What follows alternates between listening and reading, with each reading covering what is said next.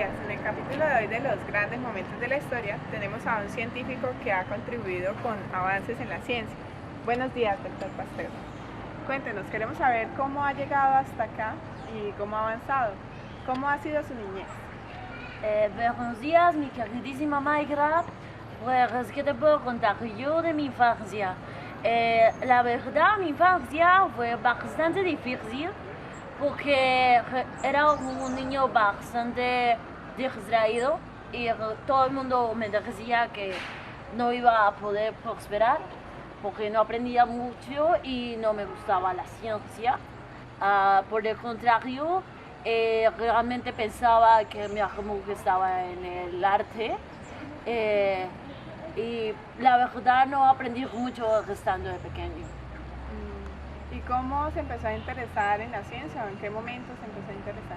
Justamente hablando de mi infancia, luego de unos años me mudé a París y entré a la escuela normal superior, donde esta escuela se especializaba en ciencias y en arte, pero una vez estando allí, aprendí a tener amor a la ciencia y dejé de cierto modo de lado el arte y empecé a notar que realmente sí podía aprender de la ciencia. Nos contaron que también estuvo interesado bastante tiempo por el arte desde pequeño. ¿Qué pasó con esa etapa? Luego, María, te puedo contar que una vez siendo niño realmente creí que iba a ser artista y no ser un científico. Pero una vez que entré a la normal superior, estando chiquito, hacía muchas cosas de mi familia, retratos, pero entré a la normal y aprendí ya a enfocar mi vida a la ciencia. ¿Y no fue un paso muy grande pasar del arte a la ciencia? La verdad fue muy difícil porque nunca pensé aprender de ciencia. Pero una vez que te encuentras cuál es tu amor, la verdad las otras cosas son solamente agregados en tu vida. Estamos viendo que ahora está trabajando en un proyecto que es la generación espontánea. ¿Usted no cree en ese proyecto? ¿Qué ha pasado con eso? ¿Por qué no cree en la generación espontánea? La verdad, siempre desde chiquito mis padres me inculcaron mucho las creencias por Dios y no considero que la vida nazca de un día para otro, sino tiene realmente, como te dije yo, tiene todo un proceso. Así como Dios tuvo 7 días para crearnos, es imposible que de la noche a la mañana tengas vida. Vale, entonces es porque creen mucho en Dios, su creencia en Dios. Bueno, entonces, como vemos, Luis Pasteur ha tenido una gran trascendencia con su familia desde chiquito, un cambio repentino del arte a la ciencia, y ahora entonces lo que queremos es mostrar a este nuevo inventor, nuevo científico, que lo más probable es que lo veamos muy pronto. Gracias.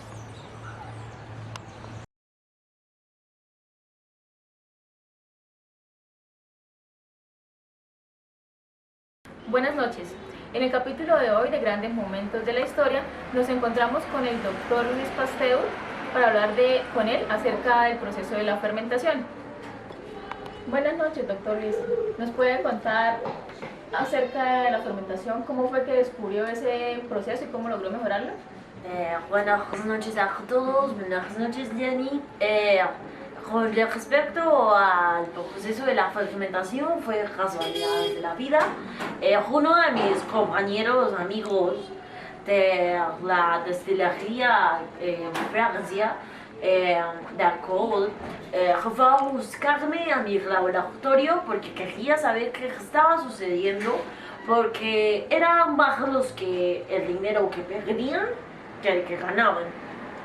Entonces me habló a mí para que fuera a ayudarlo a revisar qué era lo que sucedía con este proceso.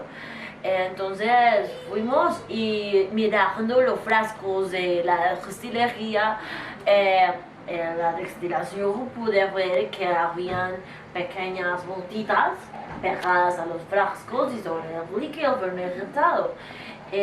Aunque fue difícil aislar a estas motitas, lo logré hacer y lo que hice fue hacer un montaje en una laminilla con agua para poder colocarlo en el microscopio y poder saber qué era lo que sucedía en esa motita.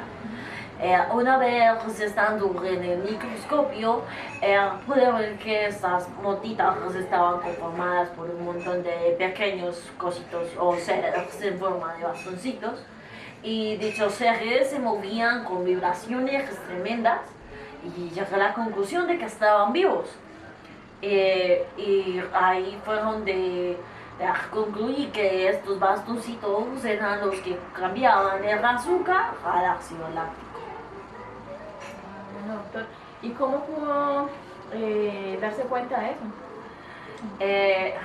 Fue raro de esta vez que saqué el montaje de la primera motita, después aislé varios balones afogados, sellados, inclusive levadura, orina y diferentes tipos de líquidos, y los dejé cierto tiempo y pude ver que se formaban estas motitas. Y por eso al ensayo alrededor de tanto tiempo pude saber que estas motitas eran los que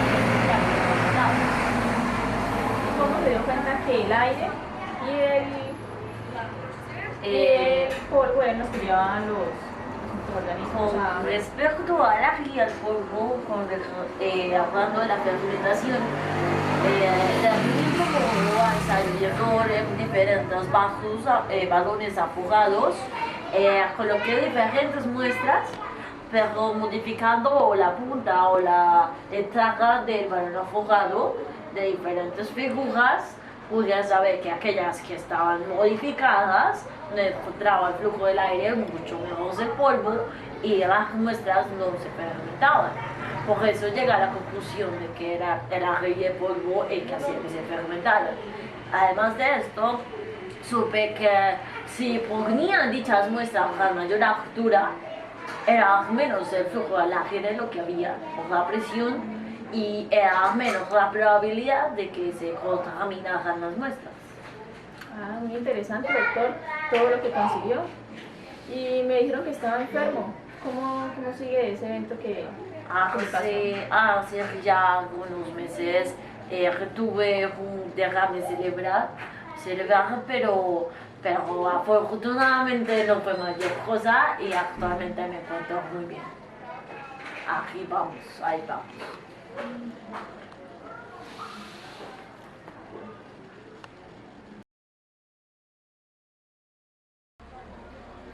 Buenas noches. En este capítulo especial de los grandes momentos de la historia nos encontramos nuevamente con el científico Luis Pasteur, donde esta noche nos dará información sobre su nuevo hallazgo con respecto a la vacuna de la rabia y también del tema sobre la cólera en las gallinas. Buenas noches, doctor Luis Pasteur, ¿cómo se encuentra? Muchísimas gracias por venir de nuevo a nuestro programa por tercera vez. Y pues cuéntenos cómo fue esa transición para llegar a la vacuna, cuáles fueron pues las personas que más influyeron en este proceso. Muy buenas noches, mi querida Laura. Estoy muy agradecido por haber estado en este programa de nuevo y exponer mis nuevos hallazgos. Lo que quiero comenzar fue que últimamente he estado visitando muchos congresos de la medicina para escuchar a los médicos y contradecir sus opiniones, porque en este tiempo las personas tienen el mismo conocimiento de un médico normal y no tienen idea de qué es lo que realmente pasa. Esto es lo que yo discuto contra ellos, no tanto pelear, sino discutir claramente, con argumentos claramente.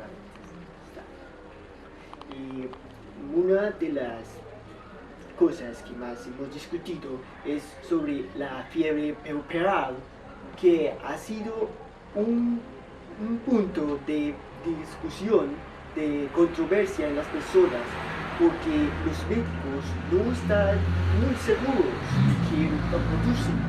Entonces yo propuse mi idea de investigarla y afortunadamente con la razón de que eran unos bacilos de carbunco que dan que esos microbios o partículas son vías de vida muy pequeñas, pueden producir una enfermedad tan grande.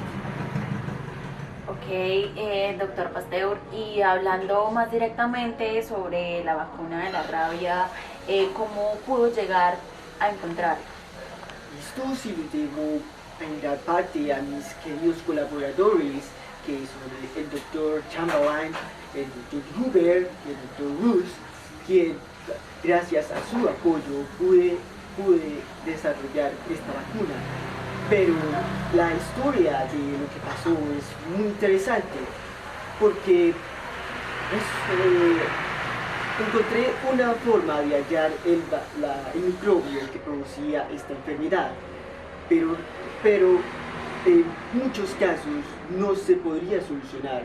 Lo utilicé primero en conejillos de indias, que es esos tipos de animales no sienten las inyecciones, por lo tanto son más sencillos de estudiar. Desafortunadamente, para pasar a la parte de personas no me sentía muy seguro de hacerlo. Por eso me puse en la tarea de probarlo con perros, y ya viendo que la rabia es algo muy propio de los perros, era muy importante hacerlo. Resulta que tuvimos muchos problemas porque en los perros, más que todo, el cólera se da en el cerebro y en la médula espinal para transmitirse, por lo tanto no podíamos hacer como utilizábamos antes con las gallinas, con las vacas, con otros animales, que simplemente los inyectábamos y se les solucionaban problemas, se podían inmunizar. Pero gracias al Dr. Rus, que es médico de profesión, fue capaz de introducir el cólera dentro del cerebro del perro para poder estudiarlo, y luego de un tiempo, ya que la enfermedad era muy pequeña, no era muy fuerte, realizó una inmunización. Hablando de este término inmunización, cuéntenos, doctor Pasteur, ¿a qué se refiere con él? Inmunizar se requiere básicamente de que la persona, después de haber tenido una enfermedad, ya no vuelva a tenerla, no vuelva a tener los mismos síntomas. Esto lo descubrí con un golpe de suerte, que le dije a uno de mis colaboradores que tomara una de las viejas muestras que había en el laboratorio y las inyectara a las gallinas. Y al cabo del tiempo observé que los síntomas que pasaban a las gallinas no eran tan fuertes como cuando el virus era latente. Luego de que la gallina había pasado esa etapa, se podía volver a inyectar y ella no sufría ningún síntoma. Por lo tanto, el paciente era inmune a la bacteria o al microbio. Bueno, doctor, ya para finalizar, con respecto al tema de la rabia y la cólera, ¿usted qué pudo concluir completamente con respecto a la vacuna? Concluí que los microorganismos, a pesar de ser muy pequeños, pueden producir una enfermedad muy fuerte, pueden afectar muchas cosas, y que tenemos que utilizarlos para el bien nuestro, y se puede hacerlo, así que es nuestro deber utilizarlos para salvar vidas. Y afortunadamente vamos por un buen camino, y también lo pude utilizar en las lombrices de tierra, para mejorar los campos de sida. Bueno, doctor Pasteur, muchísimas gracias por venir de nuevo a nuestro programa, y cerramos esta noche de transmisión. Los esperamos próximamente en otro episodio de Grandes Momentos de la Historia, y muchísimas gracias.